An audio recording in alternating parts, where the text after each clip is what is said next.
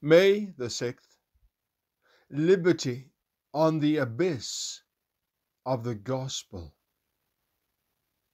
Stand fast, therefore, in the liberty wherewith Christ hath made us free. Galatians chapter 5, verse 1. A spiritually minded man will never come to you with the demand, believe this and that, but with the demand that you square your life with the standards of Jesus. We are not asked to believe the Bible, but to believe the one whom the Bible reveals. Confirmation, John chapter 4, verse 39 to 40. We are called to present liberty of conscience, not liberty of view.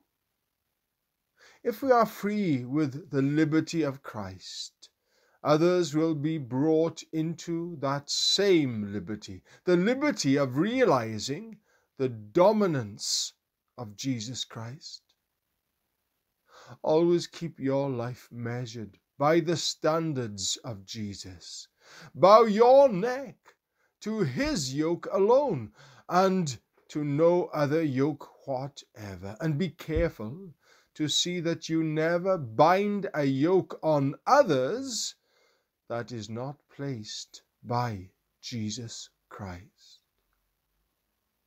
It takes God a long time to get us out of the way of thinking that unless everyone sees as we do, they must be wrong.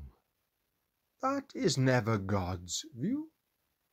There is only one liberty, the liberty of Jesus at work in our conscience, enabling us to do what is right. Don't get impatient. Remember how God dealt with you, with patience and with gentleness. But never water down the truth of God. Let it have its way and never apologize for it. Jesus said, "Go and make disciples," not make converts to your opinions.